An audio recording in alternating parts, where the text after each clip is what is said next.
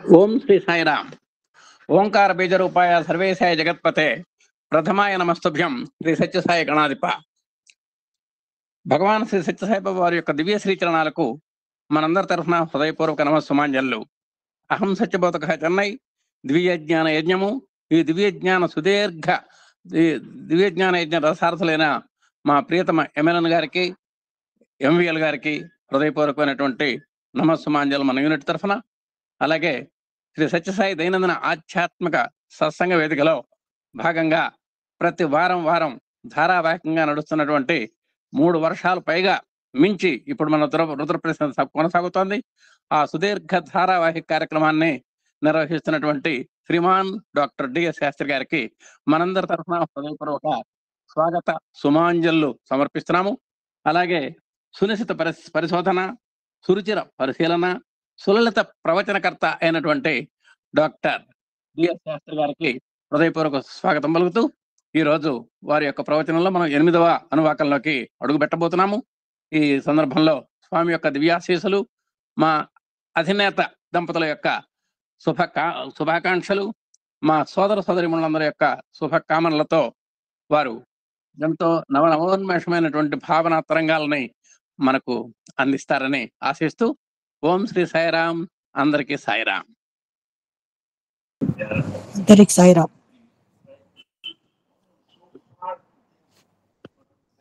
అందరికీ నమస్కారం. ఓం నమో భగవతే రుద్రాయ. ఈ ఎందు అనువాకాన్ని ఇవాళ ఆర్ద్ర నక్షత్రమైనటువంటి ఆదివారం నాడు మనం మొదలు పెట్టుకుంటున్నాం. ఈ ఎందు అనువాకానికి రుద్ర వేదంలో రుద్రానికే చాలా ప్రత్యేకత ఉన్నది. దాన్ని వేద హృదయం రుద్రం అంటాం. ఆ రుద్ర హృదయాన్ని ఈ అష్టమ అనువాకం అంటాం. కాబట్టి ఆ అష్టమ అనువాకాన్ని మనం తెలుసుకునే దానికన్నా ముందు వేద హృదయం మనకు అర్థమయ్యేదానికి రుద్రం అర్థమైతే వేద హృదయం అర్థమైనట్టు, అట్లా ఈ రుద్ర హృదయమైనటువంటి ఈ అష్టమ అనువాకాన్ని మనం తెలుసుకునే దానికి ముందు ఒకసారి ఈ జరిగిపోయినటువంటి 7 అనువాకాలు ఎగ్జాక్ట్గా మనకి ఏం కమ్యూనికేట్ చేస్తున్నాయో అనేది సూచనప్రాయంగా మనం తెలుసుకుంటే తప్ప ఈ 8వ అనువాకాన్ని మనం ఆస్వాదించలేం. ఈ 8వ అనువాకాన్ని ఉపాసన అనువాకం అంటారు. ఉపాసనలో ఎవరికి వాళ్ళు అంతర్గతంగా దర్శించే అనుభూతి పరమైనటువంటి ఈ అనువాకానికి ఈ మిగతా ఇప్పటిదాకా చెప్పినటువంటి 7 అంగాలు కూడా, 7 అనువాక మంత్రాలు కూడా ఆల్మోస్ట్ అంగాలుగా ఉంటాయి. అంటే వాటి యొక్క సారాన్ని మన జీవితంలో అన్వయం చేసుకున్నప్పుడు ఈ 8వ అనువాకంలో చెప్పబడుతున్నటువంటి మహా మంత్ర దర్శనం యొక్క అనుభూతికి అర్హత, అదే మాదిరి అవకాశం మనకి ఏర్పడుతుంది అనేది దీని భావన.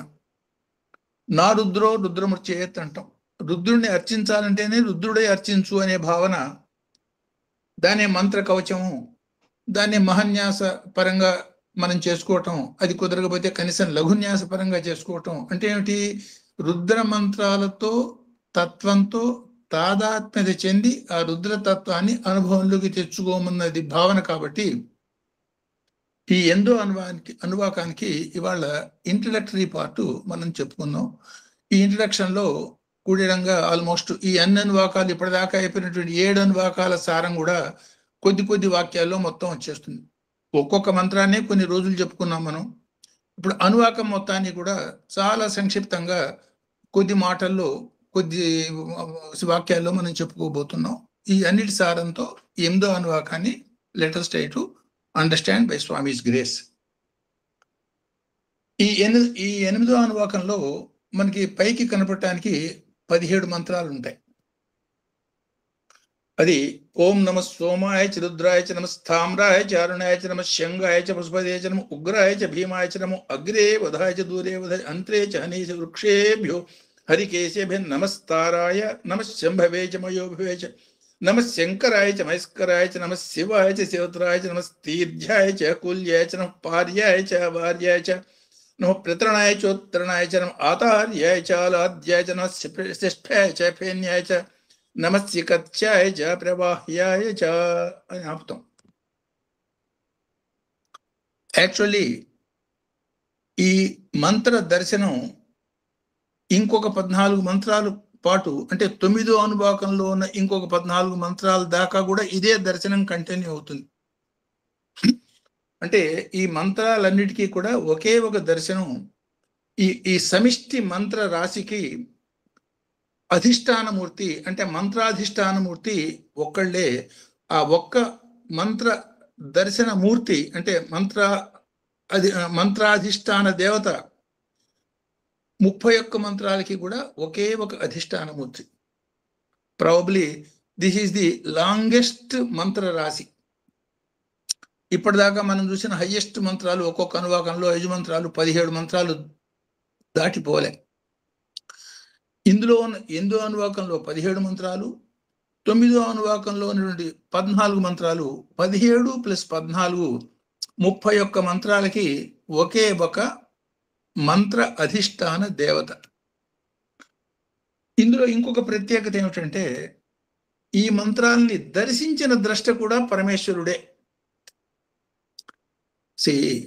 తనని తాను దర్శించుకోవటం, నేనైన నేను అనే మాట మనం వింటూ ఉంటాం. ప్రపంచం అంతా ఎవరిని పలకరించినా నేను అంటాడు. ఆ నేను అనటంలోనే సర్వం ఉన్నది. అహం ఆకారాన్ని గనక ఆశ్రయించేటట్టయితే అహంకారం. సో ప్రజ్ఞను ఆశ్రయించేటట్టయితే నేను అది, నేను ఇది అని మనసు. సో దేన్ని ఆశ్రయించబడితే అహంగా మిగిలిపోతే అదే అహం బ్రహ్మ. ఆ నేను అనే తత్వాన్ని తనని తాను దర్శించుకోవటం అనే ఒక ప్రత్యేకతని ఇందులో మనం గమనించవచ్చు. ఈ మంత్ర రాశి మొత్తానికి కూడా, ఈ 31 మంత్రాలకి కూడా ద్రష్ట రుద్రుడు, దర్శించింది కూడా రుద్రుడినే. అంటే ఆత్మ దర్శన తత్వాన్ని ఈ మంత్రాలు ఇండికేట్ చేస్తున్నాయి అనటానికి ఇది బలమైనటువంటి నిదర్శనంగా దీన్ని మనం భావించవచ్చు. ఇది ఒక ప్రత్యేకత దీనిలోను. రెండోది, ఈ 8వ అనువాకం 9వ అనువాకం అని రుద్రంలో ఏదైతే మనం చెప్పుకుంటున్నామో, దీన్ని నమ్మకపరంగా చూసేటట్టయితే, అంటే నమ్మకం నుంచి మొదలుపెట్టేటట్టయితే 2వ అనువాకం నుంచి నమ్మకం మొదలవుతుంది. మొదటి అనువాకం అనేది ఎంటైర్ నమ్మకానికి ఇంట్రడక్షన్ అనుకున్న ఒక సందర్భంలో అద్వైతపరమైనటువంటి భావాన్ని, ఆ రుద్రతత్వాన్ని మనకి చెప్తూ దేవ ఋషులు, మానవ ఋషులు, సాక్షాత్ భగవంతుడు, 3 రకాల ఋషులు కూడా 15 మంత్రాల్లో ఆ రుద్రుడి యొక్క అద్వైత తత్వాన్ని అనేక రకాలుగా రుక్మంత్రాల్లో చెవటం, ఆ చిదగ్ని హోమ రుక్కులు అని 1వ మంత్రం ఏదైతే చెప్పుకున్నామో ఆ మంత్రాల మొత్తాన్ని కూడా నమ్మకానికి ఇంట్రడక్షన్ అనుకునేటట్టయితే, నమ్మకం చమకం అనేది ఒక నామం. రుద్రానికి నమ్మక చమకాలు అని కూడా చెప్తూ ఉంటాం, ఒక నామం. 2వ అనువాకం నుంచి నమ్మకం మొదలవుతుంది కాబట్టి 2వ అనువాకం నుంచి మొదలైతే ఈ 8, 9 అనువాకాలు సంఖ్యాపరంగా 7, 8 అవుతాయి. ఒక్కసారి రుద్రంలో ఉన్నటువంటి 7వ అనువాకం రోమశ మహర్షి చెప్పిన దర్శనాలు ఒక్కసారి మనం గుర్తు చేసుకునేటట్టయితే, ఆయన ఇది చిట్ట చివరికి అన్ని రకాలుగా 8 రకాలుగా అష్టమూర్తి తత్వాన్ని అనేక మట్టిలోను, నీళ్లలోను, నీళ్లు కలిసిన మట్టిలోను, పారే నీళ్లలోను అనేక రకాలుగా రుద్ర దర్శనాలు, అష్టమూర్తి తత్వాన్ని అనేక రకాలుగా వ్యక్తం చేసి చిట్ట చివరికి ఎండప్ చేసింది ఎక్కడ? గృహేజ వాస్తవ్యాచ వాస్తుపాయచతో ఎండప్ చేస్తారు. ఏంటి? ప్రశాంతి భగవాన్ అంటే వాన్ అంటే వాసస్థానం, పర్మనెంట్ వాసస్థానం ఏదైతే దానిలో చేరిపో, గమ్యం ఏదైతే దాన్ని ప్రయాణం చేయి, ఆ మార్గంలో ప్రయాణం చేయి. సో ప్రశాంతి నిలయం అనే దానికి అర్థం కూడా అదే. ప్రకృష్టమైన శాంతి ప్రశాంతి. ఆ ప్రకృష్టమైన శాంతి ఎక్కడైతే పర్మనెంట్ గా సర్వకాల సర్వావస్థలోనూ ఉండిపోతుందో అది ప్రశాంతి నిలయం. ఆ ప్రశాంతి నిలయం యొక్క సంకేతమే భగవాన్ అనే శబ్దంలో ఉన్నటువంటి చివరక్షమైన వాన్. ఆ వాసస్థానాన్ని చేరటం అంటే ఏమిటి? అక్కడ శివశక్తి పరమైనటువంటి అఖండ అద్వైత దర్శన అనుభూతి పొందటం. ఈ 6 చక్రాల కుండల్ని అంటే వ్యక్తిగతమైనటువంటి సాధనలో మూలాధారంలో ఎక్కడో అట్టడుగునున్నటువంటి శక్తి మెట్టుమెట్టుగా పైకి లేచి ఒక్కొక్క చక్రాన్ని దాటుకుంటూ 2 గ్రంథుల్ని 3 గ్రంథుల్ని అధిగమించి వాటిని, గ్రంథి అంటే ముడి, ఆ ముడులని విప్పి సహస్రారాన్ని చేరినప్పటి స్థితి అంటే దీన్నే మహాశక్తితో పరమేశ్వరి శివుణ్ణి చేరే ప్రయత్నం చేస్తోంది అనే నామపరంగా లలితా సహస్రనామాల్లో కూడా చూస్తాం. మహాశక్తి అని చదువుతారు దాన్ని. అది మహాశక్తి కాదు, మహా ఆసక్తి. ఎంతో ఆసక్తితో మూలాధారం నుంచి ప్రయాణం చేస్తున్నటువంటి పరమేశ్వరి సహస్రారాన్ని చేరినాక ఆ తన్మయత్వంతో శివ శక్తుల ఐక్యత దాన్ని అనుభవించటమే గురు పాదుకా ద్వంద్వంగా ఇప్పుడు మనం సహస్రారంలో అనుభవించే స్థితి. దాని యొక్క లౌకికమైనటువంటి రిప్రజెంటేటివే గుళ్ళోకి మనం పోయినప్పుడు శటగోపం పెడతారు. ఏమిటా శటగోపం? అందులో వాడు రూపాయి వేస్తాడా, డబ్బులు పెడతాడా అని ఆయన ఆలోచిస్తూ, ఆయన పెడతాడా, పక్కవాడికి 2 సార్లు పెట్టాడు, ఒక్కొక్కసారి పెట్టాడని మనం ఆలోచిస్తూ పెట్టుకునే శటగోపం కాదది. దాని మీద కనుక మనం గమనించేటట్టయితే కిరీటంలాగా ఉన్న ఆకృతి పైన 2 పాదాల యొక్క బొమ్మలు ఉంటాయి. ఆ 2 పాదాలు కూడా శివశక్తుల యొక్క పాదాలు. కుడి పాదం శివుడు, ఎడం పాదం శక్తి. ఆ శివశక్తుల యొక్క ఐక్యత, ఆ శివశక్తుల యొక్క ఐక్యతకి సూచన ఒకే ఒక దాని మీద శివశక్తుల యొక్క ఐక్యత. అది సహస్రారంలో అనుభవించరా నాయన అన్నదానికి సంకేతమే ఆ శటగోపం పెట్టి మన ఇంటికి పంపించడం. ఈ గుడికి వచ్చిన ఉద్దేశం ఏమిటంటే నీ దర్శనం నువ్వు చేసుకోవాల్సిన దర్శనం అది. దీన్ని రాయిగా భావించటం, ఇదేదో కిరీటంగా భావించటం, లేదు నెత్తిన శటగోపంగా భావించడం, నెత్తిన టోపీ పెట్టినట్టుగా కాదు. ఇది నీ సహస్రారంలో ఈ శివశక్తుల యొక్క తత్వాన్ని ఈ గురు పాదుకా రూపంలో అనుభవించేదానికి భగవంతుడి యొక్క ఆశీస్సులు నీకు అందిస్తున్నాడు, అనుభవించు అని చెప్పటం. ఆ తర్వాత తీర్థం ఇచ్చి శటగోపం పెట్టి పంపిస్తారు. అప్పుడు గుళ్ళో మనం ఏం చేయాలి? ఒక కార్నర్కి పోయి ఎవరితో మాట్లాడకుండా అంతర్ధ్యానంలో ఏ అనుభూతి అయితే మనకి ఆ గుళ్ళో లభ్యమైందో దాన్ని ఆవు నెమరు వేసుకుని భోజనం చేసినట్టుగా దాన్ని ఆ మొత్తాన్ని నెమరు వేసుకుని జీర్ణం చేసుకుని ఆ శక్తిని మనలో మిళితం చేసుకుని మనం బయటికి పోవాలి. దీన్నే సూచ్యప్రాయంగా స్వామి ప్రశాంతి నిలయానికి వచ్చి స్వామి దర్శనం చేసి ఆ ఆనంద స్థితి పొందినప్పుడు దాన్ని మననం చేసుకుని మీలో నిలుపుకునే ప్రయత్నం చేయండి. దాన్ని ఏదో వచ్చాము చూసాము పోయినాము అన్న పద్ధతిగా షాపుకి పోయినట్టుగా వచ్చి పోయేటట్టయితే దాని ఫలితం మీరు పొందలేరు. ఏ శక్తి అయితే నా నుంచి బయలుదేరి మీ దగ్గరికి చేరిందో అది మళ్ళీ మిమ్మల్ని వదిలేసి నా దగ్గరికి వచ్చేస్తుంది. నా దగ్గర నుంచి మీరు పొందిన శక్తిని మీలో మిళితం చేసుకుని సొంతం చేసుకుని పోండి అన్న మాట స్వామి చూడటంలో ఉన్న అంతరార్థం. ఆ అంతరార్థపరమైనటువంటి భావాలన్నీ కూడా ఈ 8వ అనువాకంలో ఉన్నటువంటి మొట్టమొదటి మంత్రంలోనే మనకి సోమాయచ అన్న మాటలోనే మనకి ఇవన్నీ కనబడతాయి. ఆ మంత్రం చెప్పుకునేటప్పుడు ఆ వివరాలన్నీ మనం చెప్పుకున్నాం. సో ఈ 8వ అనువాకానికి ద్రష్ట అంటే 8వ అనువాకం ప్లస్ 9వ అనువాకంలో ఉన్నటువంటి 14 మంత్రాలు, మొత్తం ఈ 31 మనం ఆలోచిస్తున్నాం. ఈ 31 సంఖ్య కూడా సంకేతం ఏంటి? 31 అంటే 4 అంటే చతుర్విధ పురుషార్థాలు, ధర్మ అర్థ కామ మోక్షాలు, లేదు 4 స్థాయిలు. మొట్టమొదటి మంత్రంలో నుండి మూల కారణాన్ని పట్టుకునేదానికి 4 మెట్లు, బాణము, ధనస్సు, చేతులు, రుద్ర సంకల్పం. అట్లా 4 స్థాయిలు, 4 ఆశ్రమాలు, 4 విధానాలు. ఎంత 4 కనపడుతుంది మనకి. ఈ భగవంతుడి యొక్క రూపాలన్నీ కూడా ప్రధానంగా 4 బాహువులతో మనకు కనపడతాయి. 4 బాహువులు అంటే ఏమిటి? 4 దిక్కుల నుంచి నేను నిన్ను రక్షించేదానికి ఇవన్నీ ఉన్నాను అన్న సంకేతం అది. 4 దిక్కులు అంటాం, 4 విదిక్కులు అంటాం. దాన్ని కూడా 4 విదిక్కులుగా మనం మాట్లాడుతూ ఉంటాం. సో ఈ చతుర్ముఖ బ్రహ్మ అంటాం. సో ఇవన్నీ సాంకేతికంగా చెప్పబడ్డ మాటలు. ఈ 31 దగ్గర ఆపటంలో కూడా సంకేతం ఏమిటంటే ఈ త్రిగుణాలన్నీ ఒకటిలో మర్జి చేసినప్పుడు అప్పుడు నువ్వు పొందేది చతుర్థ పురుషార్థం మోక్షము. 3 గుణాలతో పుట్టించాను. ద్వంద్వం ప్రపంచము. ఈ ప్రపంచంలో కొట్టుకుంటున్నావు. ఈ 3 + 2 5 చేసుకున్నావా, అందులో కొట్టుకుంటూ పోతావు. ఆ 3కి కట్ చేసుకుని ఆ 3ని ఒకటిలో కలిపే ప్రయత్నం చేశావా, మోక్షానికి పొందుతావు. సో త్రిగుణాలని వర్జించగలగటం అనేదే ఆ 3ని అంటే 3కి 2 కలిపేటట్టయితే ప్రపంచంలో పోతావు. ఆ 3లో నుంచి 2 తీసేసి 1 చేసేటట్టయితే మోక్షం పొందుతావు. సో 3+1 కావాలా, 3-2 కావాలా, ఏది కావాలో చూసుకో. ప్రపంచంలో నిన్ను 3+2లో నిన్ను పడేశాను. నీ వెనక జన్మల కర్మలు బట్టి ఈ 3, 2లోకి చేరావు. ఈ 2 తీసేసి 1గా చేరతావా, 2 కలిపి 5లో ఉండిపోతావా చూసుకో అన్న సంకేత పరంగా కూడా ఈ 31ని మనం అర్థం చేసుకోవచ్చు.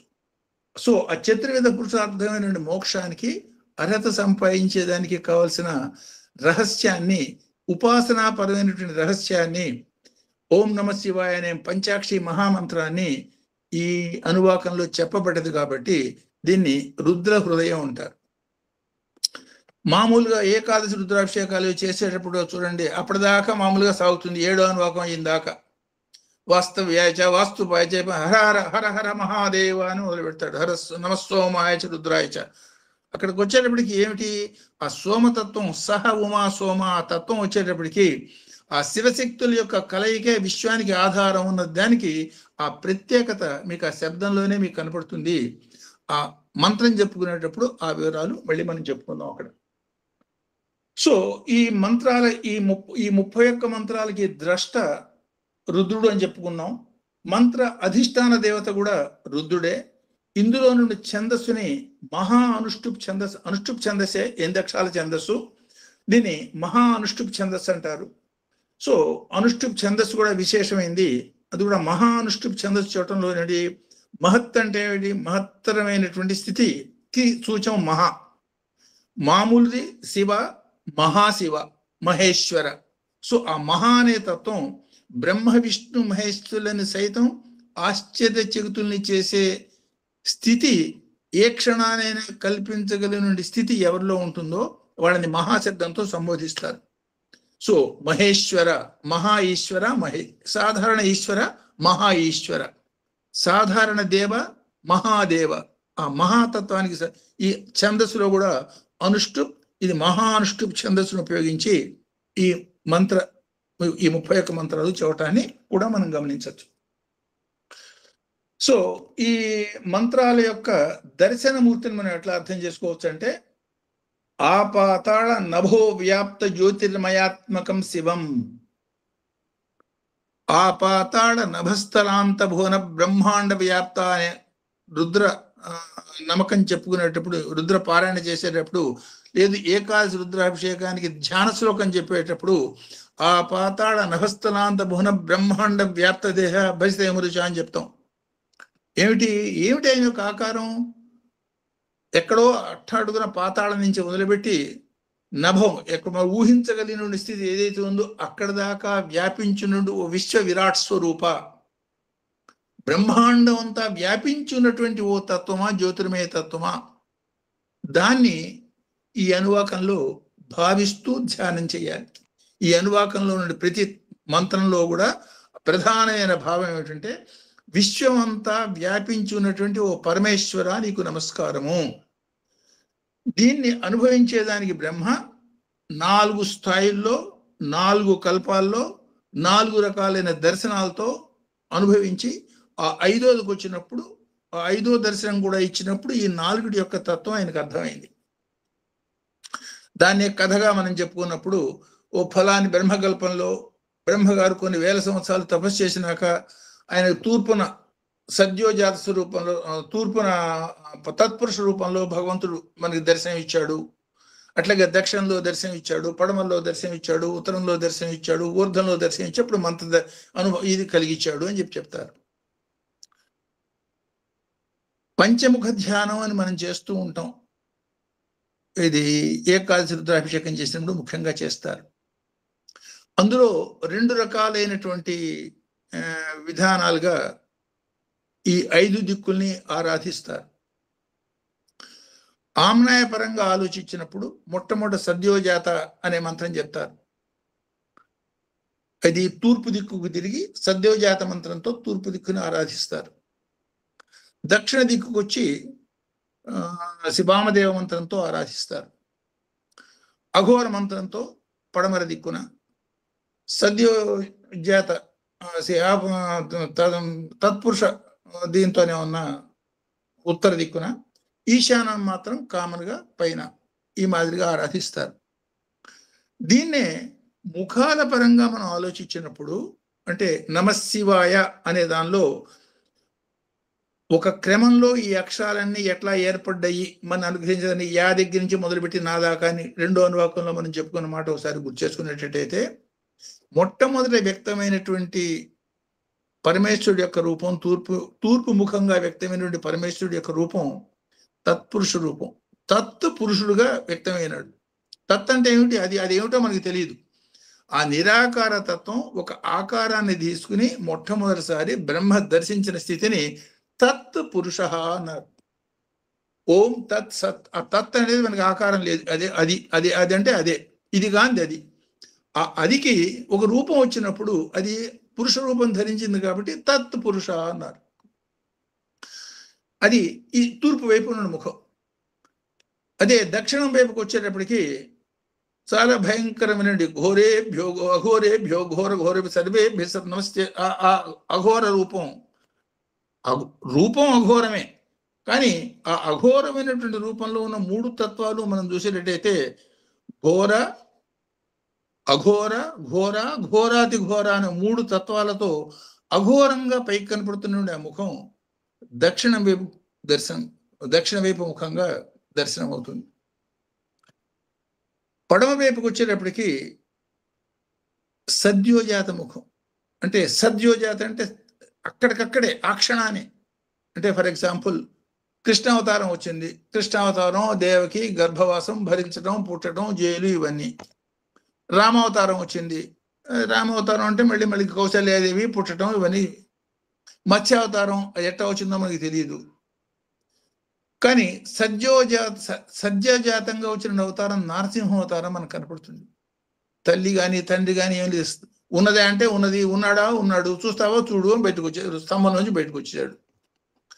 అది అప్పటికప్పుడు ఏ క్షణానైనా అప్పటికప్పుడు తనని తాను ఉద్భవింప చేసుకోగలిగిన శక్తిపరమైన అవతారం ఆ సద్యోజాతం. ఆ సద్యోజాతారం ఉత్తరముఖం. పైన మాత్రం ఈశాన్యముఖం అదే మాదిరిగా ఉంటుంది. ఇందులో రహస్యం కనుక మనం చూసేటట్టయితే పడమర వైపు నుంచి ఒరిజినల్ గా ఇందాక చెప్పిన ఆర్డర్లో ఉత్తరం ఏదైతే చెప్పామో ఈ ఆర్డర్లోకి వచ్చేటప్పుడు తూర్పు అయిపోయింది. అంటే ఒక కవ్వంతో మనం చిలికినప్పుడు ఇటు అటు అటు ఇటు ఎట్లా అవుతుందో అట్లా విశ్వం మొత్తాన్ని కూడా సంక్షోభింప చేస్తూ ఉండే విధానంగా ఈశాన్య ముఖం మాత్రం అదేగా ఉన్నది. ఆమ్నాయపరంగా ఒక మాదిరిగాను, యాక్చువల్ ముఖాలు ఇంకో మాదిరిగాను విశ్వం మొత్తాన్ని అటు ఇటు అతలాకుతలం చేస్తున్న సర్వ సంక్షోభక శక్తి స్వరూప అన్న పరమైనటువంటి భావం కూడా మనం చూడొచ్చు. అయితే మనం ఏం చేయాలి? ఒక్కసారి ఆ షిరిడి సాయి కథ గుర్తు చేసుకోండి. మొట్టమొదటి అనువాకంలో ఉన్న షిరిడి సాయి కథ ఏమిటి? అందులోను స్వామి ఈ ప్రపంచంలో అంతా ఈ రాళ్ల కింద పడింది, నలిగి చావాల్సిందేనా? మామూలుగా అయితే ఎంతేనైనా, కానీ ఓ చిందులో రహస్యం ఉన్నది, ఆ రహస్యాన్ని పట్టుకో. మధ్యలో పిడి దగ్గర గింజలు ఏవైతే ఉన్నాయో ఆ గింజలు రెండు రాళ్ళు తిరుగుతున్నా ఎంత తిరిగినా ఆ మధ్యలో ఉన్న గింజల్ని నలపలేవు.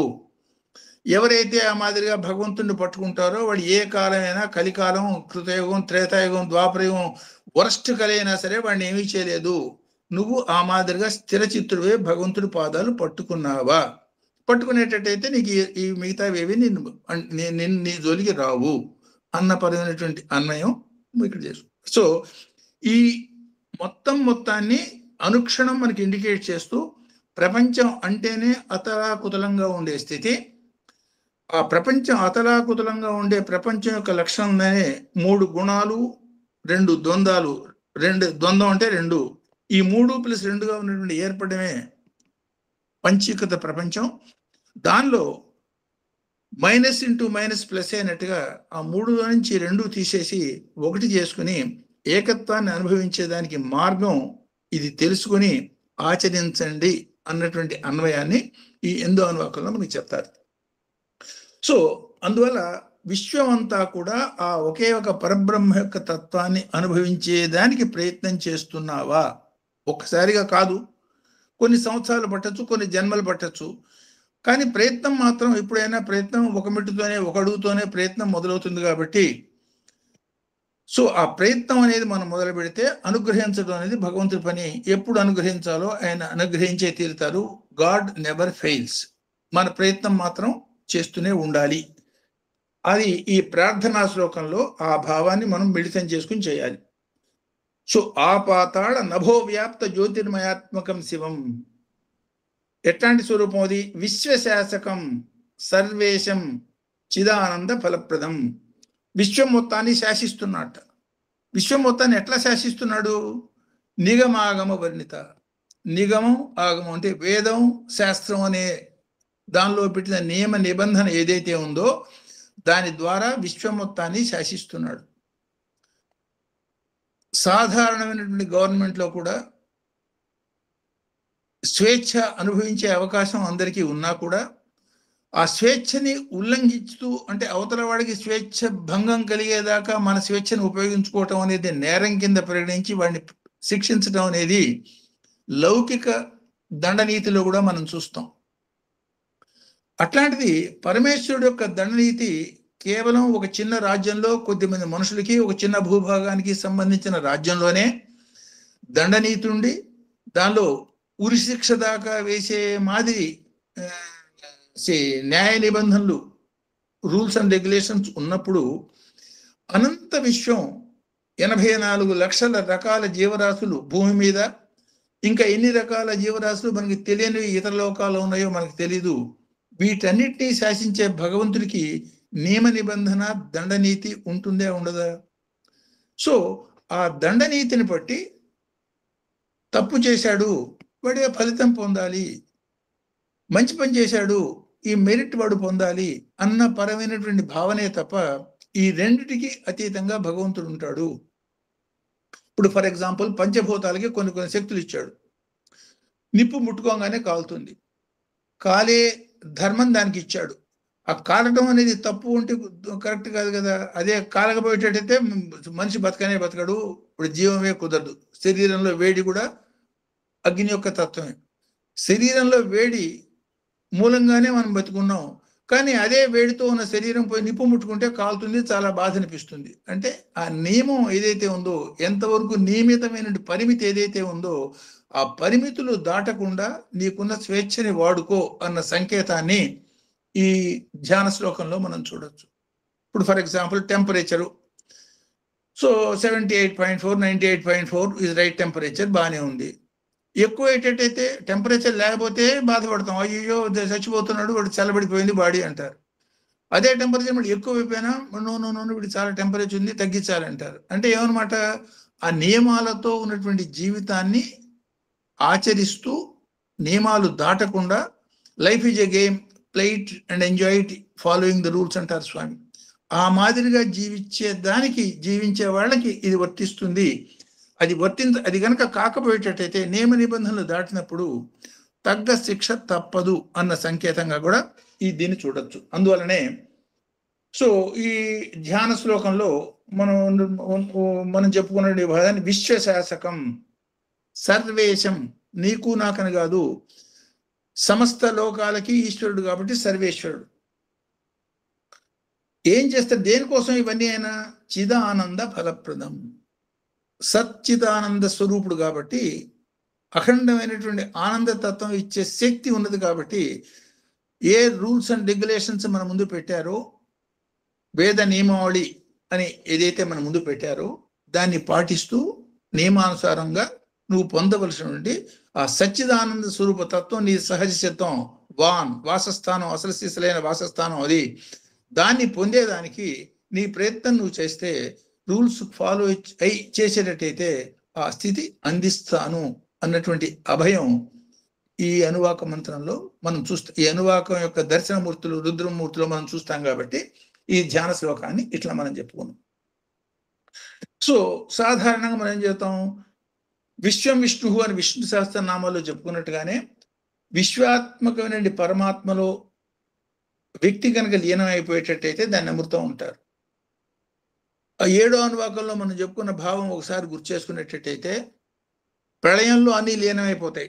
ప్రళయంలో అన్నీ లీనమైపోతే అది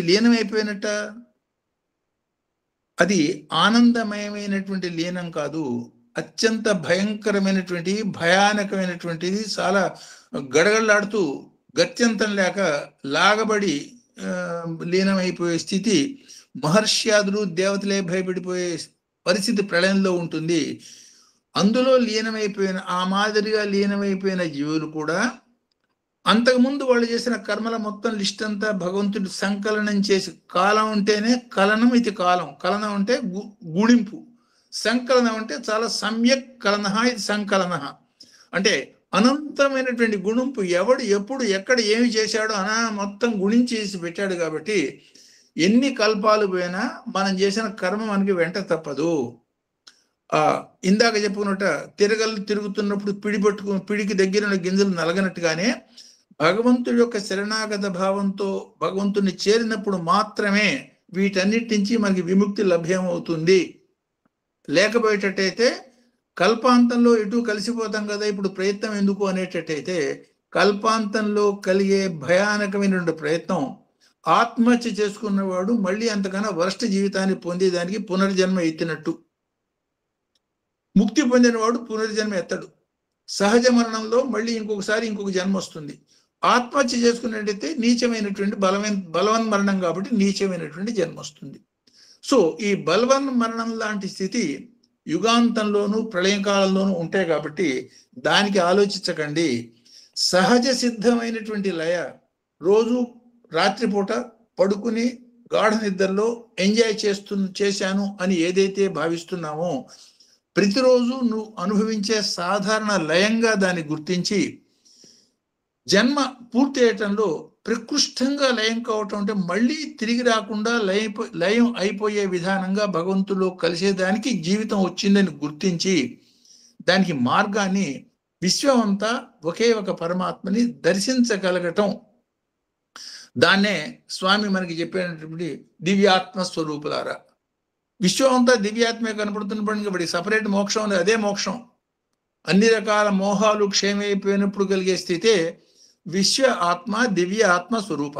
సో ఆ దివ్యాత్మ తత్వ స్వరూపాన్ని సదా అనుభవించగలిగేదానికి మార్గాన్ని తెలుసుకోబోయేందు ఈ పర్టికులర్ రూపంతో ఈ అవతారమూర్తి ఈ 31 మంత్రాలకి కూడా దర్శనమూర్తిగా మనకి ధ్యానం ఇస్తున్నాడు అనే మాటని ఈ ధ్యాన శ్లోకంలో మనం తెలుసుకోవచ్చు. సో ఈ రుద్రం యొక్క తత్వాన్ని గురించి మనకి ఏం చెప్తారంటే, వేదము రుద్రం అంటే, వేదం అంటేనే జ్ఞానం. వేదాన్నే ఉచ్ఛ్వాస నిశ్వాస, భగవంతుడి యొక్క ఉచ్ఛ్వాస నిశ్వాసాలు వేదం అంటాం. సో ఈ వేద జ్ఞానంలో మనం చెప్పుకునే మాట ఏమిటి? వేదానాం రుద్రముత్తమం. వేదం మొత్తంలోని రుద్రం హృదయం కాబట్టి ఈ రుద్రం అనేది వేదానికి మొత్తానికి గుండెకాయ లాంటిది, చాలా ఉత్తమం. తద్రుద్రానాం పంచాక్షరి. ఆ రుద్రంలో ఏదైతే ఉత్తమవుతాం అంటే ఆ పంచాక్షరి మంత్రం చెప్తాను. ఎట్లా విశ్వంలో ఉన్నటువంటి 55 రకాల ప్రధానమైన తత్వాలన్నీ మేళవింపజేసి ఈ 5 అక్షరాలుగా మారి నమశివాయగా మారింది. ఎందువల్ల అది ఇంపార్టెంట్? బీజప్రాయం. విశ్వం మొత్తానికి బీజప్రాయం. విష్ణువుకి బీజం ఏమిటంటే నమశివాయ. ఆ తత్వం ఆ 11వ మంత్రం వచ్చినప్పుడు చెప్పుకుందాం. ఆ మంత్రం వచ్చినప్పుడు చెప్పుకోవచ్చు అది. సో తద్రుద్రానాం పంచాక్షరి. తన్ మహామంత్ర పంచాక్షరి శివం ఉత్తమోత్తమం. నమశివాయ ఉన్నది పంచాక్షరి. నమశివాయ అంటే శివాయ నమః, అదే నమశివాయ. శివాయ నమః అనే నమశివాయ అనుకోండి. అందులో శివ అనే మాట ఉత్తమోత్తమం అంటే అన్ని రకాల మంగళాలు, శుభాలు, సంతోషాలు, ఆనందాలు ఇవన్నీ ఆ శివ అనే ఒక్క 2 అక్షరాల దీనిలోనే విశ్వం మొత్తాన్ని వశం చేసుకోవాలని వశిత్వంతో కూడినటువంటి సమస్తమైన ఆనందాల మేళవింపు ఆ శివ అనే 2 అక్షరాల్లో ఉన్నది. కాబట్టి ఆ పంచాక్షరి మహామంత్రానికి హృదయం ఏమిటయ్యా అంటే ఈ శివ అనే తత్వం. శివ అండ్ శివ అనేదే పార్వతీ పరమేశ్వరుల యొక్క అసలు సిసలైనటువంటి నామాలు. శివ అంటే పరమేశ్వరుడు, శివ అని దీర్ఘం తీస్తే పరమేశ్వరుడు యొక్క ద్వంద్వం. నామంలో కూడా సామ్యత, సారూప్యత ఈ మాదిరిగా మనం చూడొచ్చు అని మనకు అర్థమవుతుంది. సో ఈ పంచాక్షరి మహామంత్రం ఈ 8 అనువాకంలో ఉండటం మూలంగా అది రుద్ర హృదయంగా, అంటే 8 దీన్ని రుద్రానికి హృదయంగా ఈ అనువాక మంత్రాన్ని మనం చెప్పుకుంటున్నాము. అంతేకాకుండా నమక మంత్రాల్లో కనుక మనం లెక్కేసేటట్టయితే ఇది 7 అనువాకం అవుతుంది. 7 అంటే ఏమిటి? షట్చక్ర ఉపరి, అంటే ఆ శివశక్తుల యొక్క తత్వం నీకు ఎక్కడ దర్శనమిస్తుందో అనేది ఆ సహస్రారంలో సప్తమ స్థానంలో శివశక్తుల యొక్క దర్శనాన్ని పొందటమే అల్టిమేట్ గమ్యం అన్న మాటను ఇండికేట్ చేసేదానికి ఈ అనువాకాన్ని ఎన్నుకోవటం అనేది ఎంత సహజం. అంటే వీటిల్లో ఉన్న మనకి తెలియకుండానే పైకి చూస్తే మనకి ఏమి మామూలుగానే ఉంటాయి, అంతర్లీనంగా చూసినప్పుడు అసలు ఒక్కొక్క మంత్రాల యొక్క కనెక్టివిటీ, ఒక మంత్రం ఇంకొక మంత్రంలోకి ఎట్లా మనని గ్రాడ్యువల్గా తీసుకుపోతోంది చూసేటట్టయితే చాలా ఆశ్చర్యం అనిపిస్తుంది మనకి. సో ఈ ఈ ఈ శివశక్తి అనే విశ్వం అంతా ఒకే ఒక శివశక్తి స్వరూపం అని అనుకున్నాం.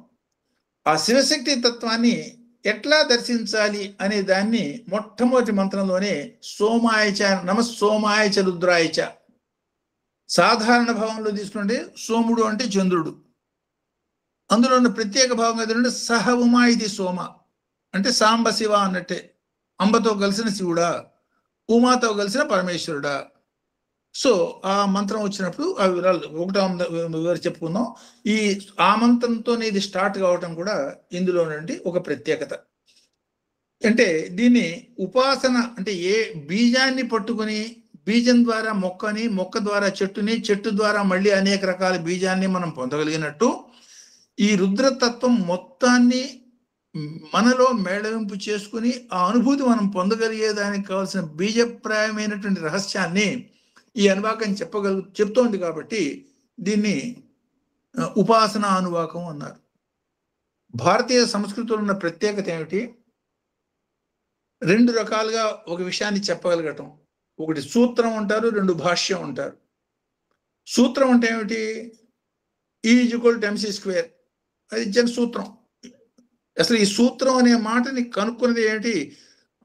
అంచంలో సిద్ధించినటువంటి సిద్ధిని దాని సూత్రం అంటారు.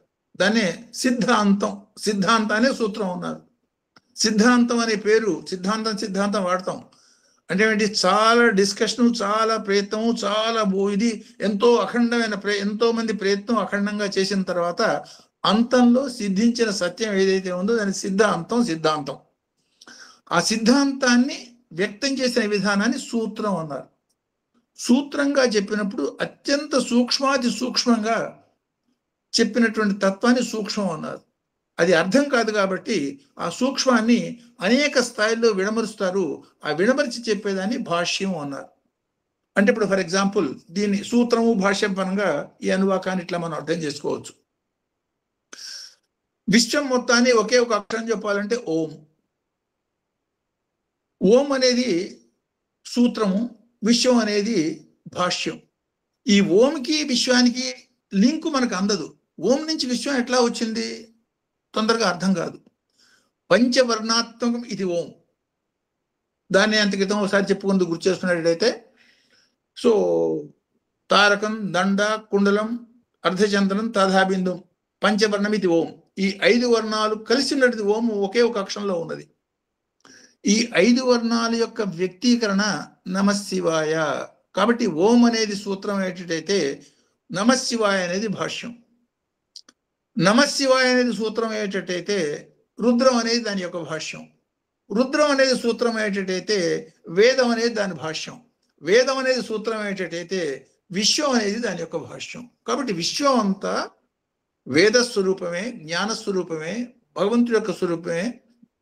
దాన్ని సూత్రీకరించి ఓంగాను అనుభవించగలిగేదానికి కారణభూతమైనటువంటి ఆ మధ్యంతర ఉపాసనా స్థితిని ఈ అనువాకంలో చెప్తున్నారు. కాబట్టి దాన్ని జాగ్రత్తగా అర్థం చేసుకుని పాటించి ఆ స్థితి పొందండి అన్నదానికి సూచన. ఇది పొందేదానికి మనకి ఇప్పటిదాకా మనం చెప్పుకున్న అనువాకాల బ్యాక్గ్రౌండ్ కొంత మనకు అవసరం. కాబట్టి ఒక్కొక్క అనువాకం యొక్క సూక్ష్మతత్వాన్ని, అంటే ఆ అనువాకం చెప్పుకుని దాదాపు ఒక 5-6 నెలలు చెప్పుకున్నాం. ఒకటో అనువాకం ఒక 4-5 వాక్యాల్లో ఆ అనువాకం యొక్క తత్వాన్ని ఇట్లా మనం చెప్పుకోవచ్చు. ఆ మొట్టమొదటి అనువాకాన్ని చిదగ్ని హోమ అనువాకం అనుకున్నాం. అది అద్వైత భావ ప్రాధాన్యం. సో అందులో మనకి 15 రుక్కులు ఉన్నాయి. ఈ 15 కూడా రుక్ మంత్రాలు, పెద్ద పెద్ద మంత్రాలు. ఈ 15 రుక్కుల్ని కూడా 9 మంది మహర్షులు మనకి దర్శించడం గమనిస్తాము. అందులో 3 రకాల మహర్షులు అంటే సాక్షాత్ భగవంతుడే దష్టగా ఉండటం, దేవర్షులు కశ్యపుడు, నారదుడు, అత్రి ఇట్లాంటి మహత్తరమైన దేవర్షులు, వాటితో పాటు సాధారణమైన మానవ ఋషులు, గౌతముడు, కణ్వుడు, సో ఇట్లాంటి మానవ ఋషులు, ఇవన్నీ గమనిస్తాం మనం. అంటే ఏమన్నమాట, వాళ్ళందరూ కలిసి ఒకటిగా అయితే సప్త ఋషులు కలయిక మనం చూసేటట్టయితే కశ్యప, అత్రి తర్వాత గౌతముడు కనపడతాడు. భారద్వాజ, గౌతమ, ఈ భారద్వాజుడు మానవ ఋషి, గౌతముడు మానవ ఋషి. ఆ స్థాయికి ఎట్లా చేరారు?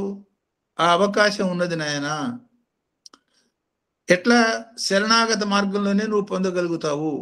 ఆ 3 గుణాల్ని అంతం చేసుకుని ఆ త్రిపుటిని ఏకీకృతం చేసి త్రిపుర విజయ సాధనే ఆ మొదటి అనువాకం యొక్క ప్రధాన లక్ష్యం. దానికి మార్గం ఏమిటంటే చిత్ అగ్ని, బాహ్యమైనటువంటి అగ్ని ప్రపంచానికి సంబంధించింది. నీలో ఉన్నటువంటి అంతరాగ్ని ఏదైతే ఉందో దాన్ని జ్వలింపజేసి ఆ అగ్ని మధ్యలో చిదగ్నికుండ సంభూత అన్న అమ్మవారి నామం ఏదైతే ఉందో దాని అనుభూతిని ఆ చిదగ్ని కుండ నుంచి అమ్మవారి యొక్క వర్ణన లలితా సహస్రనామంలో మనం దాదాపు ఒక 40 శ్లోకాల్లో దాన్ని వర్ణిస్తారు. ఆ వర్ణించిన విధానం ఒకసారి కనుక చూసేటట్టయితే మొట్టమొదటి 2 చేతులు పై కనపడతాయి. ఉద్భవిస్తున్నటువంటి పరమేశ్వరికి 2 చేతులు కనపడటం ఏమిటి? ముందు మొహం కదా మనం గుర్తుపెట్టుకునేది. నన్ను కనిపించిన, నన్ను చూడగలిగినా చూడలేకపోయినా నా అభయం మాత్రం మీకు ఉంటుంది అని చూడటం. 2 చేతులు పైకి కనపడటం అనేది కేవలం ఈ అవతారమూర్తి మాత్రమే 2 చేతులు ఎత్తి అభయం ఇవ్వటం కూడా మనం గుర్తు చేసుకోవచ్చు.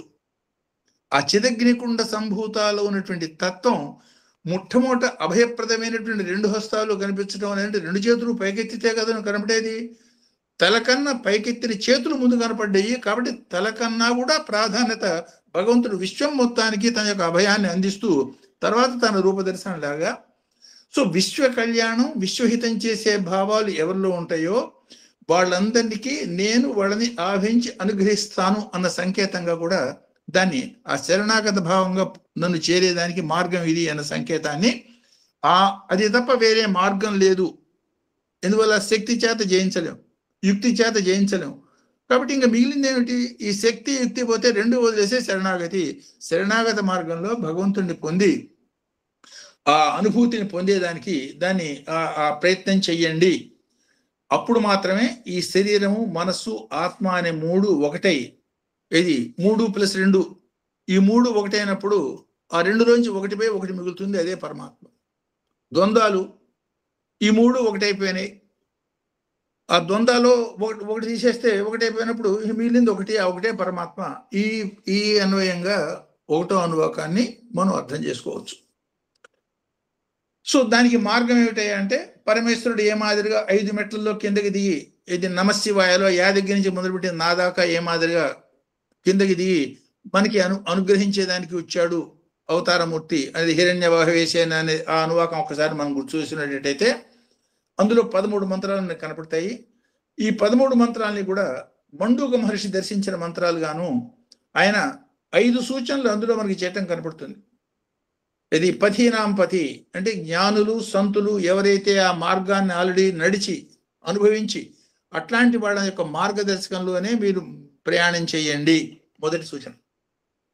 త్యాగ వైఖరిని పెంచుకోండి, అప్పుడు మాత్రమే ఇది కుదురుతుంది. త్యాగేనేకే అమృతత్వ మనసు. లేకపోతే ఎంత ప్రయత్నం చేసినా, ఎంత దానాలు చేసినా, ధర్మాలు చేసినా, సేవలు చేసినా, ఇంకోటి చేసినా, గొప్ప గొప్ప జ్ఞాన చర్చలు చేసినా, వేదాంగాలు పారాయణ చేసినా కాదు, త్యాగంతోనే భగవంతుణ్ణి పొందగలుగుతావు.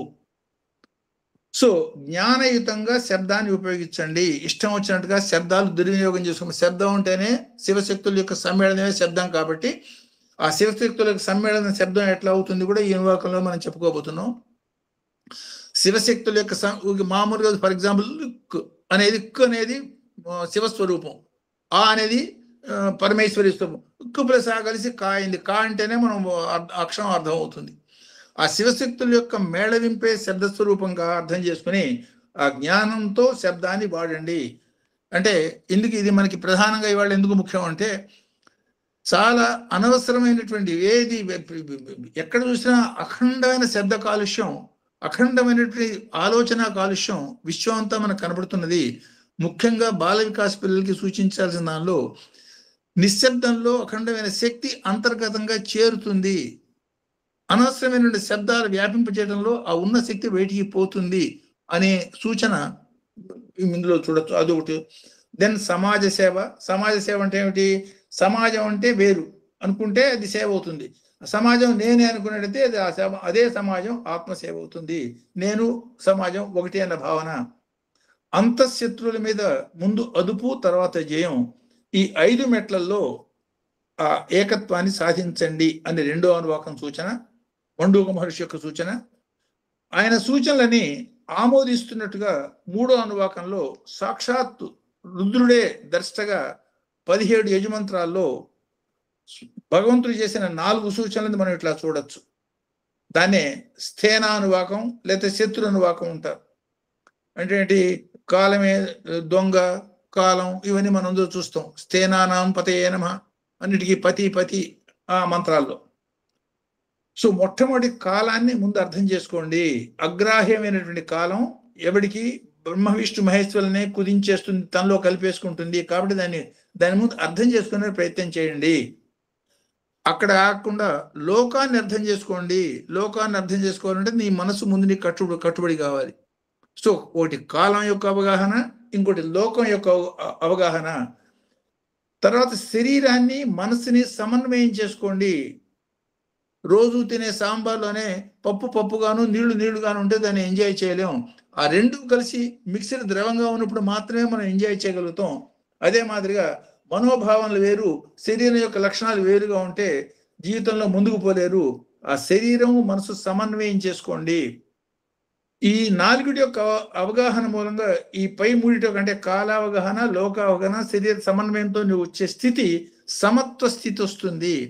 ఆ సమత్వ స్థితి డిస్టర్బ్ కాకుండా మెయింటైన్ చేయండి అనే సందేశాన్ని సాక్షాత్ రుద్రుడు 3వ అనువాకంలో మనకి ఇవ్వటం. అంటే ఈ సూచనలన్నీ పాటిస్తూ ఈ నమశివాయ చెప్పబడి ఈ అనువాక మంత్రంలో ఉపాసన చేయటం మూలంగా ఆ భగవంతుడి యొక్క అనుభూతిని పొందగలుగుతారు. అంటే ఈ సూచనలు అనేది కేవలం నేను నమశివాయ పొద్దు నుంచి సాయంత్రం దాకా చేశాను, నాకు ఎందుకు కలగలేదు అనే ప్రశ్నకి ఇండైరెక్ట్ గా దాన్నే సమాధానం అనుకోవచ్చు. అంటే వీటన్నిటితో కలిపి దాన్ని చెయ్యాలి అని దాని భావన. 4వ అనువాకం సాక్షాత్ రుద్రుడే అంటే పరమేశ్వరుడే శత్రునాశక అనువాకం రూపంలో, స్థేనానాం పతి రూపంలో పతిగా ఇవన్నీ చెప్పిన తర్వాత ఆయన పరమేశ్వరుడి మాటలను యథాతథంగా మీరు అర్థం చేసుకోగలుగుతారో లేరో ఆ అవగాహన అనేది చాలా జాగ్రత్తలతో కూడండి. ఏ రకమైన జాగ్రత్తలు పాటించడం మూలంగా ఆ అనుభూతి మీకు కలుగుతుంది, లేదు భగవంతుడు చెప్పిన మాటలు మీకు అర్థమవుతాయి అని చెప్పేదానికి అంశావతారమైన దూర్వాస మహర్షి 4వ అనువాకంలో మళ్ళీ అద్వైత రూప శివుడు అంటే రుద్ర 3వ అనువాకంలో ఎట్లా చెప్పారో అదే మాదిరిగా కొన్ని సూచనలు ఆయన చేసిన 4వ అనువాకంలో ఆయన ఒక 5 సూచనలు చేస్తారు. ఏమిటి?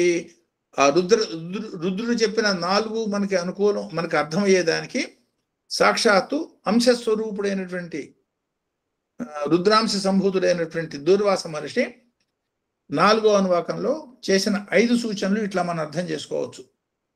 మొట్టమొదటిది, ప్రపంచంలో మనం ఉన్నాం కాబట్టి అనేక రకాల ఆకర్షణలకి, అంటే ఆటుపోటు లాగా సముద్రంలో ఆటుపోటు ఉంటూ ఉంటాం, ఆ మాదిరిగా అనేక రకాల ఆకర్షణలకి గురవుతున్నాము. దాన్ని కొంచెం తగ్గించుకోండి, అదుపు చేసుకోండి, తర్వాత దాని నుంచి విముక్తం కండి. స్వామి చెప్పిన సీలింగ్ ఆన్ డిజైర్స్ అనుకోండి. ప్రాపంచిక ఆకర్షణ నుంచి విముక్తం అనేది సాధ్యం. అల్టిమేట్ గా విముక్తుడు కావాలి, దానికి మెట్టుగా సీలింగ్ ఆన్ డిజైర్స్. రెండోది, దానికోసం చేయవలసింది సానుకూలమైన భావాలతోనే సాధ్యం అవుతుంది. వాడికి అట్టా ఎందుకు జరిగింది, నాకు ఇట్టా ఎందుకు జరిగింది, నేను ఎక్కువ చేశాను అనేది కారణాలు మనకి తెలియకుండా జీవిస్తూ ఉంటాం. అన్నీ తెలిసినట్టుగా మనం భావిస్తూ ఉంటాం. ఆఫ్టర్ ఆల్ ఒక కప్పు కాఫీ రోజు తాగుతాం మనం, ఆ కాఫీ ఏమిటో మనకి తెలియదు, కానీ తాగి ఎంజాయ్ చేస్తాం. అదే మాదిరి మనకి తెలియకుండా ఎంజాయ్ చేయటం అనేది చిన్నతనం నుంచి అలవాటు చేసుకున్నా కూడా తెలిసి తెలియని మిడిమిడి జ్ఞానంతో ప్రతిదాన్ని ప్రశ్న వేస్తూ అట్లా ఎందుకు, ఇది ఎట్లా ఎందుకు అనేది అట్లా జరగటం భగవంతుడు చేసిన అన్యాయం కదా, ఇది నేను కోరుకునే ఏమన్నా పూర్ పర్సన్గా పుట్టానా, ఇవన్నీ కాదు, అనేక రకాల కారణాలతో మనకి అన్ని జరిగినాయి అనే మాట తెలుసుకుని జరుగుతున్న ప్రతిదాన్ని సానుకూల భావంతో తీసుకోవటం నేర్చుకోండి. మనస్సు నిశ్చలత ఉంటేనే ఇవి కుదురుతాయి. మనస్సు నిశ్చలకి మార్గం ఏమిటి? బాహ్యం కాకుండా అంతరంగ ప్రాధాన్యం, అందమైన వస్తువు మీద, అందమైన మనుషుల మీద, లేదు బాగా డబ్బున్న దీని మీద, ప్రాపంచికమైన విషయాల మీద ఎక్కువ వ్యామోహం పడటం అనేది పెద్ద పెద్ద వాళ్ళకే మనం చూస్తాం. ఇప్పుడు ఫర్ ఎగ్జాంపుల్ నిన్న మొన్న ఈ పుతిన్ వీళ్ళు రావటం ఇవన్నీ మాట్లాడుకుంటున్నారు. చూడండి, అందులో ఏమిటి మాట్లాడుకున్న మాటల్లో ఏమైనా ఆధ్యాత్మిక మాటలు ఏమైనా ఉన్నాయా? బంగారు టాయిలెట్ వెంట తెచ్చుకున్నాడు, లేకపోతే ఇంకోటి తీసుకొచ్చాడు, ఈయన కోట్లు ఖర్చు పెట్టాడు, ఆ వచ్చిన దానికి ఏ క్షణాన ఎవడు చంపుతాడో తెలియదు కాబట్టి కొన్ని వందల కోట్ల రూపాయలు ఖర్చు చేసినటువంటి విజయ్, ఇవి మాట ఏమిటి దాని అర్థం? అంటే ఎంత ఉన్నా కూడా ఎంత భయం అందులో దాగి ఉన్నది, ఎంత అసమతుల్యత, అంటే అద్వైతానికి రెండోది లేదన్నది ఎంత నిర్భయం, ద్వైతంలో ఎంత భయం ఉన్నది. హయ్యెస్ట్ లెవెల్ సాధించినా కూడా అఖండమైనటువంటి భయాలతోనూ ఆందోళనతోనూ ఉన్నటువంటి జీవితం మూలంగా వాళ్ళకి ఆధ్యాత్మిక పురోగతి ఉండదు. కాబట్టి అది కొంచెం నిశ్చలమైనటువంటి మనసుతో బాహ్యం కాకుండా అంతరంగానికి ప్రాధాన్యత ఇచ్చేది అవసరము. సో అనేక రకాల జ్ఞానం భగవంతుడు మనకి ఇచ్చాడు, కాలం కూడా ఇచ్చాడు. ఈ కాలాన్ని జ్ఞానాన్ని చేతైనంత వరకు సద్వినియోగం చేసుకోండి. స్వామి సేవ చేయమన్నారు, కనీసం సేవా భావన చేయమన్నారు. శరీరంతో చేసే స్థితి లేకపోయేటట్టయితే ఏమిటి అర్థం? అది విశ్వం కోసం తపన పడే ఒక తత్వం ఉండి ఎట్లా నేను ఉపయోగపడతాననే తపన పడే పద్ధతి ఉంటే మనకి తెలియకుండానే మనం కింకరత్వం నుంచి శంకరత్వం సాధ్యం అవుతుందన్న సూచన.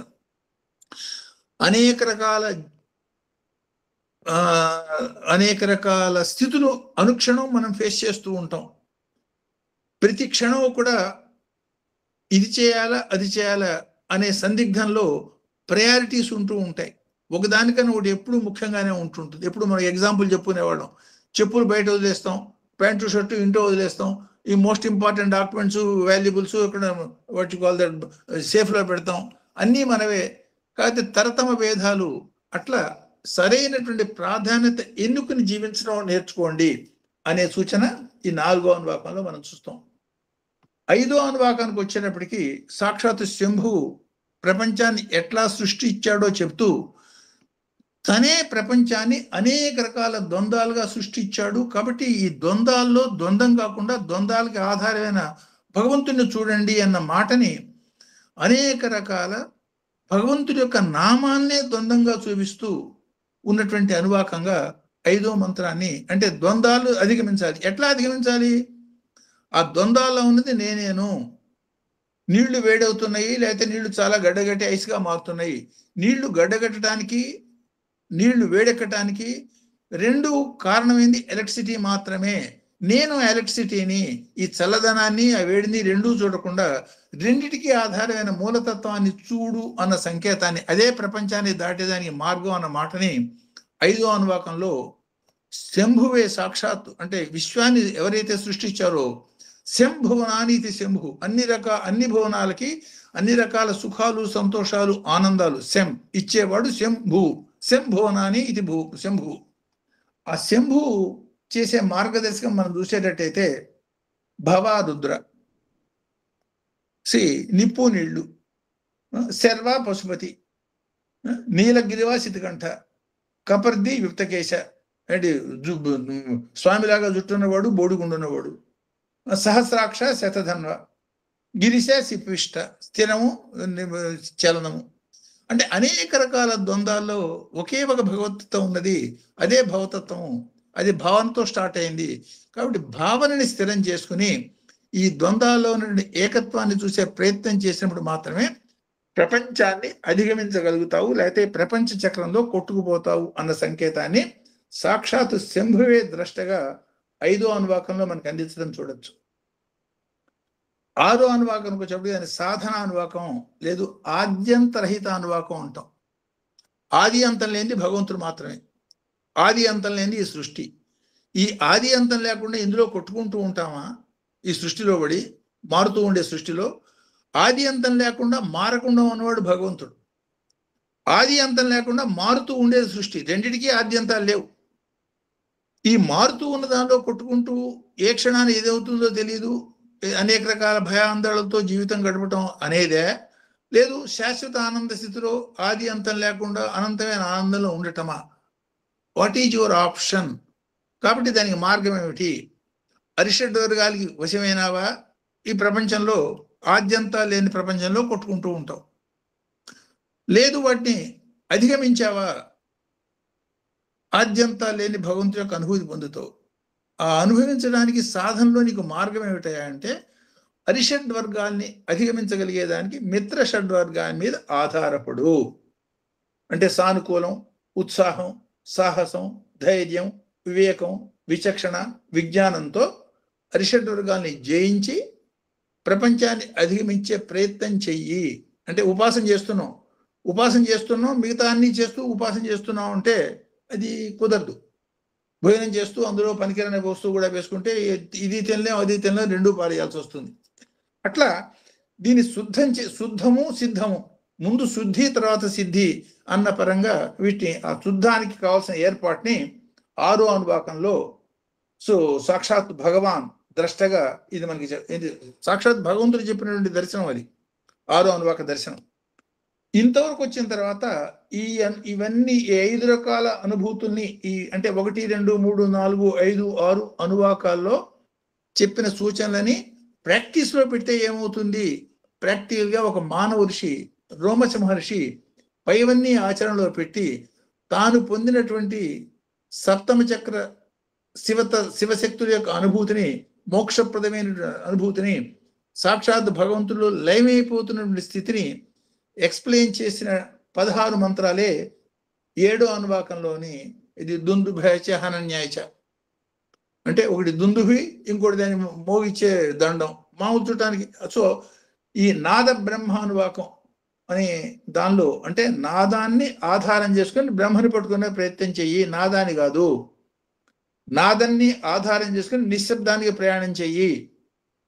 ఆ మార్గాన్ని సూచిస్తూ 16 మంత్రాల్లో రుద్రుడి యొక్క అష్టమూర్తి తత్వాన్ని అనేక రకాలుగా, ఇది బురద నీళ్లు, మామూలు నీళ్లు, వర్షపు నీళ్లు, పారే నీళ్లు చెప్పిన, ఇది టెంపుల్స్ లో నీళ్లు, ఈ రకరకాలుగా చెప్పిన దీనిలో ఒకే ఒక నీళ్లు అని 8 రకాల రూపాల్లో ఎట్లా వ్యక్తం అవుతోందో అదే మాదిరి ఒకే ఒక భగవంతుడు తన యొక్క అష్టమూర్తి తత్వంతో విశ్వం అంతా వ్యాపించున్నాడు. వాటి వెంటపడక వాటి వెనకాల ఉన్నటువంటి ఒకే ఒక తత్వాన్నే భాసురమైనటువంటి భగవతత్వంగా, దాన్నే గమ్యంగా, దాన్నే పర్మనెంట్ వాసస్థలంగా ఏర్పాటు చేసుకో అన్న సంకేతాన్నే వస్తువుల మీద దృష్టి మానేసి వాస్తు పురుషుడు విశ్వవిరాట్ స్వరూపుడైన భగవంతుడి మీద దృష్టి నిలిపి ఆ మార్గం చేరు అన్న సంకేతాన్ని 7వ మంత్రంలో చెప్పిన తర్వాత ఈ జ్యోతిర్మయ అనువాకం లేదా ఉపాసనానువాకం అయినటువంటి 8వ అనువాకంలోకి మనం వచ్చాం. ఈ 8వ అనువాకంలో 8 and 9 అనువాకాలు అనుకున్నాం. 17 + 14 30 యజమంత్రాలు అనుకున్నాం. నవక నుంచి చూసినప్పుడు ఇవే 7, 8 అనువాకాలు అనుకున్నాం. ఇందులో రుద్ర ఉపాసనకి కావాల్సిన పంచాక్షి మహామంత్రాన్ని 11వ మంత్రంలో చూడటం మనం చూడొచ్చు. ఈ సప్తమ అనువాకంలో మానవ మహర్షి అండ్ రోమశ మహర్షి తన యొక్క జీవితంలో అనుభవించినటువంటి ముక్త స్థితి ఏదైతే ఉందో దాన్ని ఇచ్చేదానికి, ఈ మార్గంలో ప్రయాణం చేసిన వాళ్ళకి ఇచ్చేదానికి సంసిద్ధతని వ్యక్తం చేస్తూ తన ఆమోద ముద్రని చూపించటమే పంచాక్షి సూచన. భగవాన్ సత్యసాయి బాబా అన్ని సంవత్సరాల పాటు మనతో పాటు ఉండి 8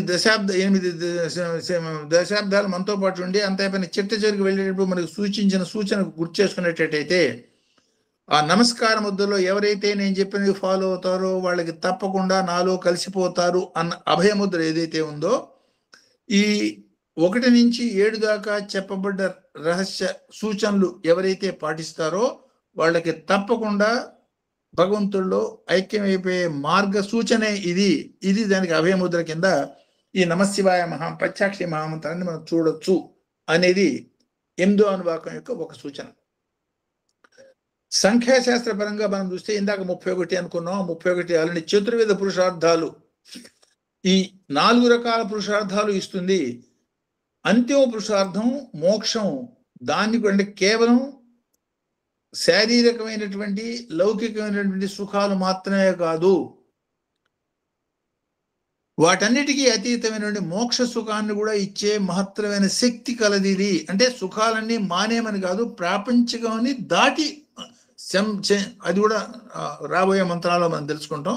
అది ఇచ్చే సూచనలు ఈ మంత్రంలో శంభవేచ మయోభవేచ, అన్ని రకాల సుఖాలు సంతోషాలు అండ్ మోక్ష సుఖం ఆల్సో అన్నది అర్థం. అవి ఇచ్చేది అనే సూచన రెండో సూచనగాను. అంటే ఈ 11 సూచనలలో ఇవి 2 సూచన. మూడో సూచన తామ్ర అరుణ అనే మంత్రంలో మొట్టమొదటి మంత్రంలో మనం దినవారీ సంధి కాలాలతో మొదలుపెట్టి ఏంటి గాయత్రి మంత్రం ఉపాసన చేస్తాం. ఎప్పుడు చేస్తాం? త్రిసంధ్యలు అంటాం, పొద్దున మధ్యాహ్నం సాయంత్రం. ఏమిటి మనం ఉపాసించేది? తామ్రారుణ స్వరూపం నుండి సూర్యుని ఉపాసిస్తాం. ఉదయం మధ్యాహ్నం సాయంకాలం సంధి కాలాల్లో మొదలు పెడతాం. ఆ సంధి కాలాల్లో మొదలుపెట్టింది క్రమంగా ఏమవుతుంది? అనుక్షణం అవుతుంది. చివరికి కిందటిసారి ఒకసారి సరస్వతీదేవి కథగా చెప్పినప్పుడు భావసంధి అనే మాట చెప్పాను. భావానికి మధ్యలో ఉన్న సంధి కాలంలో కూడా భగవంతుడి మీద కనుక ధ్యానం పెట్టగలిగిన స్థితి ఎప్పుడైతే వస్తుందో తానే భగవంతుడైపోతాడు.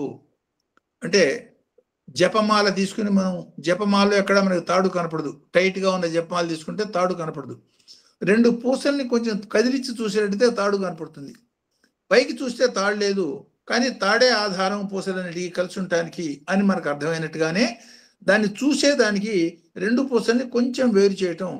ఈ 2 పూసల్ని వేరుగా మనం ఒక ఆలోచన తర్వాత ఇంకొక ఆలోచన ఎంత కంటిన్యూగా వస్తున్నాయి అంటే మధ్యలో ఉన్న దారాన్ని మనం చూడగలిగిన స్థితి లేనట్టుగా మన మనసులో ఆలోచనలు కలుగుతూ ముందుకు పోతున్నాము. అందువల్ల మనం భగవంతుని చూడలేకపోతున్నామే తప్ప ఆలోచనకి మధ్యలో ఉన్న విరామం మీద దృష్టి పెట్టగలిగేటట్టయితే పూసలు లేకుండా తాడు మాత్రమే కనపడుతుంది అన్న సంకేతంగా. అంటే త్రిసంధ్యల్లో మనం చేసే సంధి వందనాన్ని మెట్టుగా పెంచుకున్నప్పుడు ఖండ భజనతో మొదలుపెట్టిన జీవితం అఖండ భజనగా సాగినట్టుగా భావసంధిలో కూడా భగవంతుడి యొక్క దర్శనాన్ని పొందగలిగిన స్థితి సాధించవచ్చు. ఎంత పెద్ద ప్రయాణమైనా ఒక్కడుగుతోనే మొదలు పెడతాం. అట్లా తామ్రాయచ అరుణాయచ, దానికి ముందు సోమ, అంతా ఈ సోమశక్తినే నేను చూసేదానికి ప్రయత్నం చేస్తున్నానుతో మొదలు పెట్టండి అన్న సంకేతాన్ని మొట్టమొదటి మంత్రంలో నమ సోమాయచ రుద్రాయచ తామ్రాయచ అరుణాయచ 1-2 మంత్రాలు చూడొచ్చు. ఆ వివరాలు అక్కడ చెప్పుకుందాం. అట్లాగే 8-9 అనువాకపరమైనటువంటి 31 సూచన. అది 8 and 9 ఏమిటది? ప్రయత్నంతో సాకార దర్శనం, సాకారం నుంచి నిరాకార దర్శనం రెండిటి యొక్క అవకాశం ఉన్నది. అంటే సాకారముక్తి, సాలోక్యత అంటే విష్ణుమూర్తితో జయ విజయులు కలిసి ఏ మాదిరిగా ఉన్నారో ఆ మాదిరిగా విష్ణుమూర్తితో సహజీవనం కలిగే స్థితి, సాలోక్యత, సామీప్యత, సారూప్యత. అంతేకాకుండా ఐక్యత, తానే భగవంతుడైపోయే స్థితి దాకా ఈ 9కి సంకేతం స్వరూప దర్శనం అయ్యేటట్టయితే రూపరహిత్యమైన స్థితి, దానికి కూడా అవకాశం భగవంతుడే. తర్వాత ఉంది ఇంకే 9 తర్వాత 1కి 0 పెట్టడమే తప్ప ఆ 1 స్థితి, ఆ స్థితి కూడా భగవంతుడే ఇస్తాడు. ఇక్కడ స్వామి చెప్పిన ఎగ్జాంపుల్ మనం గుర్తు చేసుకోవచ్చు. రూపాన్నే మనం ఆరాధిస్తాం. రూపాన్ని ఆరాధిస్తున్నప్పుడు మనకి తెలియకుండానే రూపం పోయి నామం పోయి తన్మయత్వం చెందుతాము. ఆ తన్మయత్వంలో రూపం ఉండదు, నామం ఉండదు.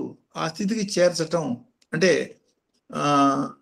ఒక వాట్ యు కాల్ దట్, వేసంకాలం నీళ్లు ఆభాసమున కనపడుతుంది. ఎండమావి వెంటబడ్డవాడు ఎండమావిలో నీళ్లు దొరకపోయినా దోవలో పోతూ నీటి చలంలో పడి వాడి దాహం తీరినట్టుగా సాకారాన్ని పట్టుకుని ప్రయాణం చేస్తూ అప్రయత్నంగా నిరాకార యొక్క అనుభూతిని పొందగలగటం అనే దానికి సాధ్యతని ఇండికేట్ చేస్తూ 8-9 అనువాకాల సంధిలో ఈ ప్రధాన మంత్రాలు చెప్పటంగా ఆ సూచన ఇందులో మనం చూడొచ్చు. తర్వాత శివశక్తే విశ్వం అంతాను అన్న అవగాహన సోమాయచ సహ ఉమాయతి సోమ. దీనికి అంత క్రితం మనం చెప్పుకున్నాం. ఒక పెద్ద నది దూరం నుంచి మనం చూస్తున్నాం, పరవళ్ళు దొక్కుతూ నది ప్రవహిస్తోంది. అనేక రకాల సుడిగుండాలు, పెద్ద పెద్ద సుడిగుండాలు, చిన్న చిన్న సుడిగుండాలు కనపడుతున్నాయి నీళ్లలో.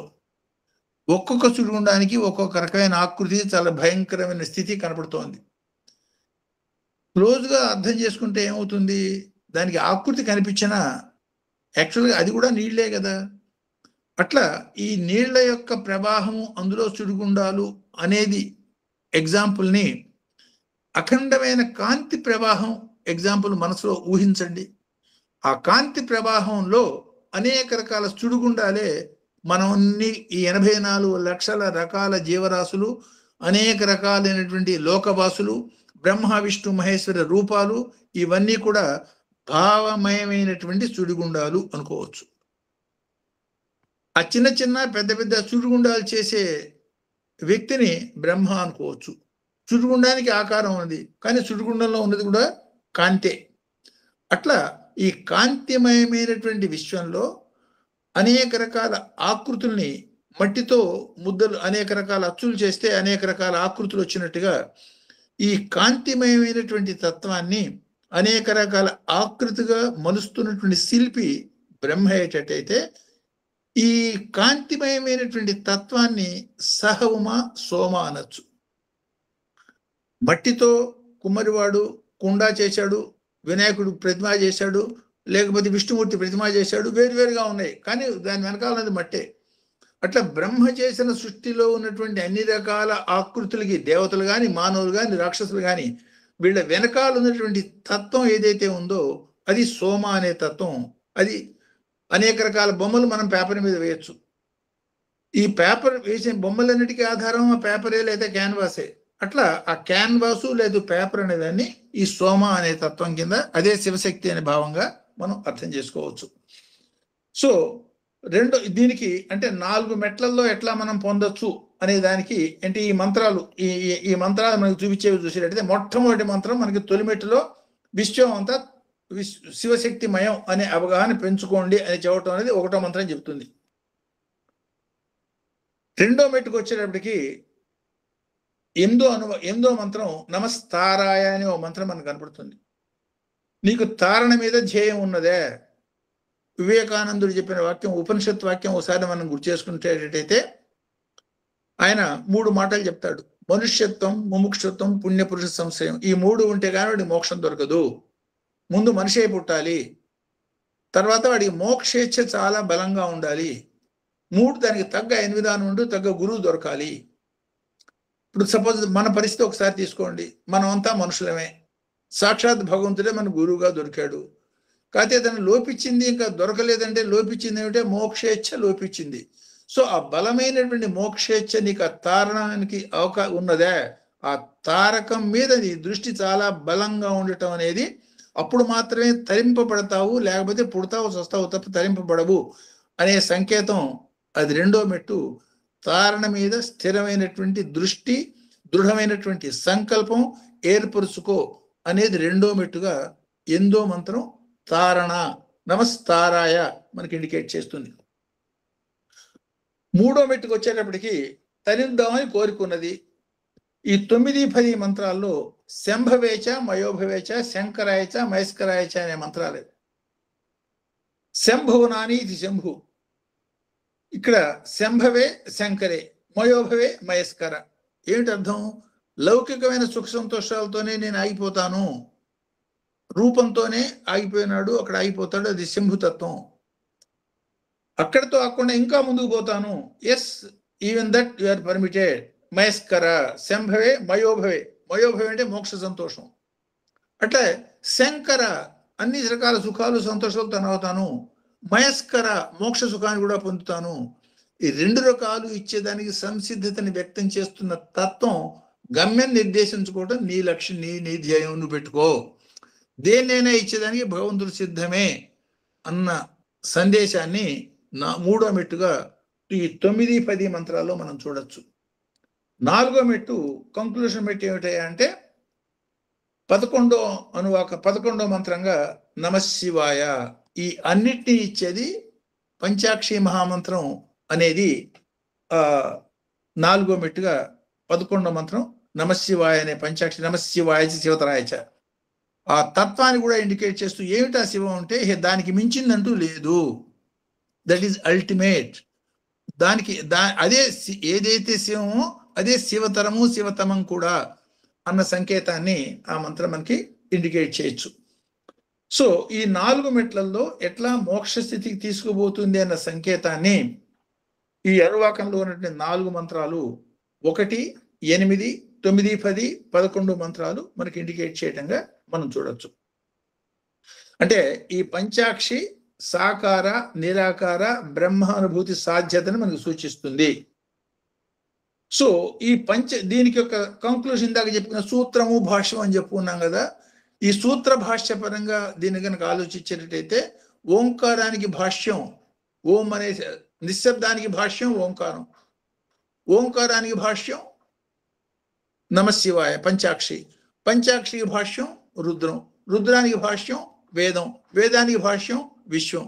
కాబట్టి విశ్వం అంతా ఒకే ఒక ఓంకారం లేదా నిరాకార తత్వం నిమిడి ఉన్నది. కాబట్టి చెట్టుని మనం జేబులో పెట్టుకుని పోలేము, ఆ చెట్టుకు కాచిన గింజలు మనం జేబులో పెట్టుకుని తీసుకుపోగలుగుతాం. అట్లా ఈ సూత్రాన్ని పట్టుకుని దాన్ని విపులీకరించుకుని ఆ భావనతో దాని తాదాత్మ్యతో పొందవలసిన అనుభూతి పొందొచ్చు అన్న సంకేతంగా ఈ అనువాకాన్ని మనం అర్థం చేసుకోవచ్చు. కాబట్టి ఈ ఉపాసకానువాకం యొక్క ధ్యేయం మొత్తాన్ని చెప్పే భావశ్లోకాన్ని ఇట్లా అర్థం చేసుకోవచ్చు.